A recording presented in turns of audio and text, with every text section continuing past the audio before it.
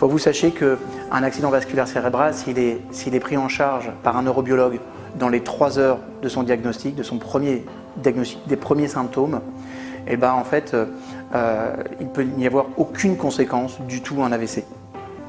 Un AVC, c'est quoi? C'est un caillot de sang qui va monter dans une des veines, qui alimente le cerveau, et donc c'est toute une zone du cerveau qui ne sera plus alimentée ni en nutriments, ni en sang, ni en oxygène. Et donc la conséquence, comme je vous l'ai dit, c'est ou la mort, ou un handicap qui sera lié à la zone qui a été touchée. Si vous avez quelqu'un autour de vous qui a un problème, tout de suite, ne serait-ce que lui donner le réflexe de consulter. Un AVC, dès que vous avez quelque chose qui semble anormal, alors vous voyez, ça peut sembler normal qu'une personne trébuche et dise j'ai glissé sur une racine ou quelque chose, mais ce qui est intéressant, c'est qu'est-ce qui se passe après? Je récupère mon équilibre, je tombe au pire, je récupère mon équilibre et tout va bien.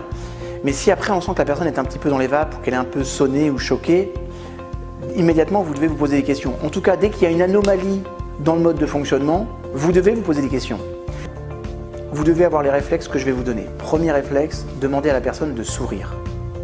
Si elle est incapable de sourire par elle-même, c'est qu'il y a un problème neurologique. Ensuite, vous pouvez lui demander par exemple de vous dire une phrase toute simple, du style « Tiens, il fait beau aujourd'hui » ou « Je suis venu en voiture »,« Demain, j'irai à l'école ». Bref, la phrase la plus simple du monde. Si elle a du mal à formuler, soupçon d'AVC. Et à la limite, vaut mieux prévenir que guérir. Donc première chose, le sourire. Deuxième chose, je lui demande une phrase simple. Troisième point, qui peut être un point important aussi, on va lui demander de lever les 2 bras en même temps.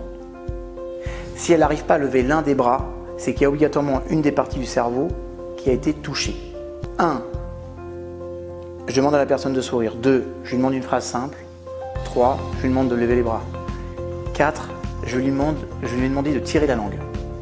Si elle a ce qu'on appelle la langue qui croche, c'est-à-dire qu'elle part dans un sens ou dans un autre, et qu'elle a du mal à tirer la langue et qu'il y a une partie de la langue qui croche, vous pouvez être sûr d'une chose.